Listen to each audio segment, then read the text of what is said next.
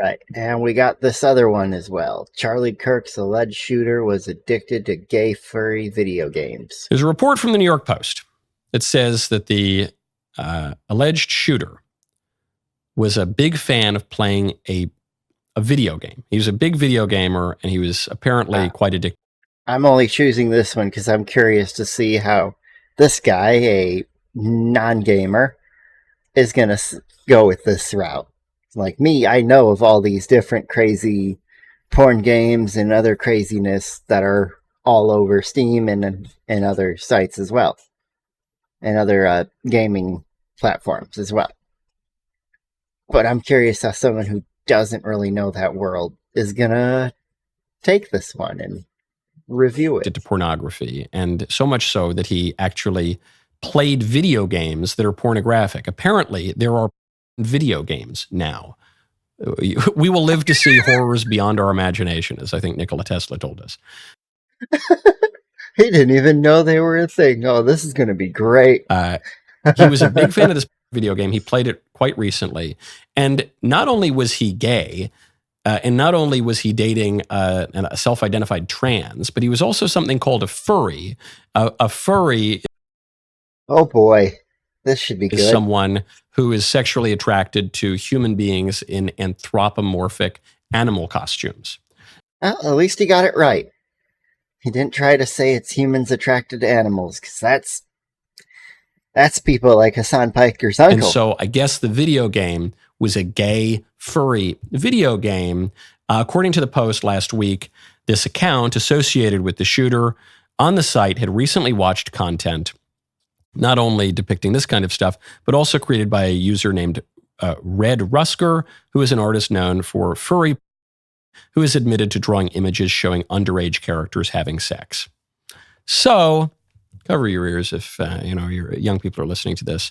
We now find out that the shooter was addicted to video games. Watching him plug the pieces together in his head, this is fun. Depicting a kind of with animals that was also pedophilic.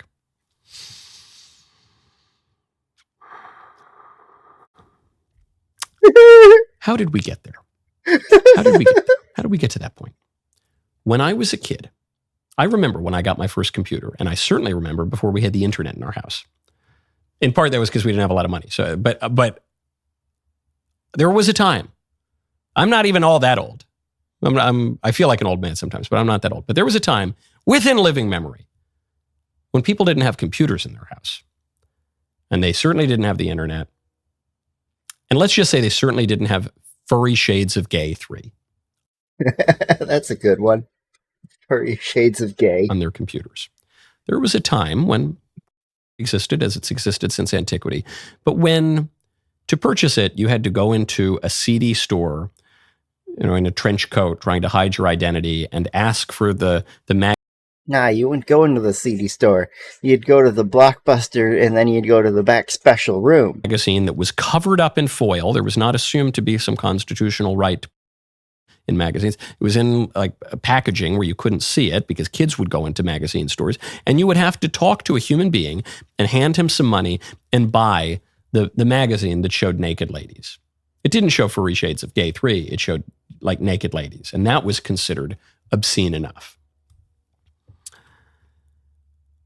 Now, we've let this problem fester. In the 90s, when computers and the internet became popular, there were two laws that were passed. The Communications Decency Act, from which we get the now famous Section 230, which is supposed to regulate the big tech companies, but actually gave them kind of a carve-out. And it was very important to political debates over speech on the internet a few years ago. The Communications Decency Act primarily... What? An act, something put into law that didn't get put together the right way and was allowed to be abused by the companies it was supposed to regulate? Never. It was about decency in communications. And the Child Online Protection Act. Both of these had broad bipartisan support, were signed into law. Liberal judges gutted them.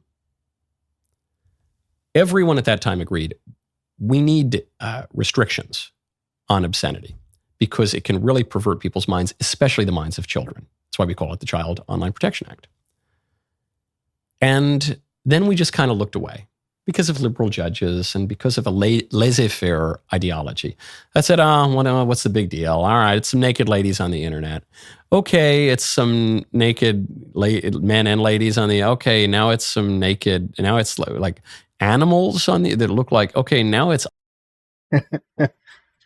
Seeing him plug this together, I bet you the only porn, if he's ever watched any that he's watched, is super straight man, woman, man, one woman, one bed. Underage. Okay, now it's in video games. Now, whoa.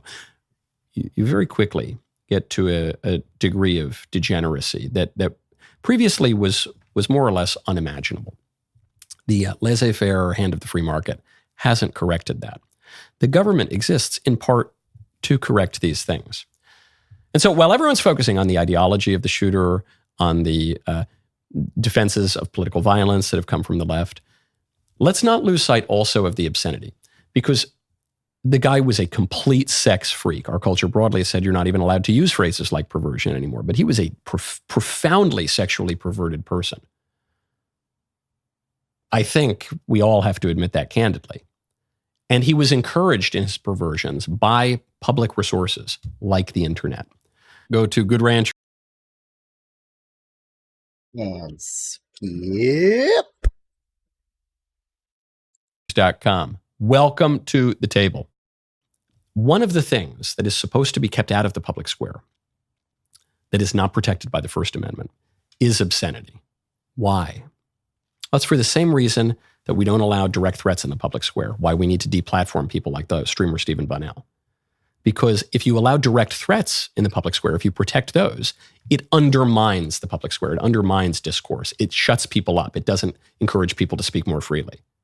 If you permit fraud, lies, the sorts of lies that Jimmy Kimmel said on public airwaves, if you allow fraud in the public square, that doesn't expand the public square, it doesn't add another voice, it undermines, it shrinks the public square because it undermines market integrity. It tells people that you can't trust what is being said. If you allow obscenity and appeals to the prurient interest into the public square, that doesn't expand the public square. It is not, as some perverts in judicial outfits in the 20th century said, it does not constitute protected speech because it undermines speech. Speech is rational. Speech makes use of our reason and allows us to arrive at the truth and to live in accordance with the truth. That's what it's for. Obscenity appeals to the prurient interest. When you're looking at, don't even think about furry shades of gay. Talk about like regular, normal that you'd buy in the magazines in the 1990s before all of this internet stuff. Even that, any kind of material. When you see that, does it make you more rational or less rational? I mean, he's not wrong. However, I'm on the side of, if you're in your own home and you're doing things that are obscene, as long as you're not, taking it out of the house and sharing it in front of children or in places where the public will see, or you have a high chance of the public to see, I'm okay. Do whatever you want. Shut the door and don't show me. We all know it makes you less rational. This is why advertising tries to get up to the line of obscenity, because they know that sex sells, because it prevents you from thinking in a rational way. And it gets you to be more emotional and ginned up and lustful and irrational so that you can be more easily manipulated. It is an open question. Had we properly regulated, as both parties tried to do in the 90s, would that assassin have picked up that gun? He says he was driven by a sexual ideology to protect his trans furry boyfriend. Would he have become so hardened in those deviant desires and in that deviant identity? Would he have been exposed to it in the first place? My wondering is, where would the LGBTQ whatever movement be today if they had done that them back in the 90s and they had come together and banned and regulated porn and done that in a heavy manner? Could be interesting to see whatever could have happened in a parallel world. Would that have happened? We sometimes draw a distinction between public and private sins. There's really no such thing because society is made up of people, and people are the same people in private and in public. Are we going to take that seriously too?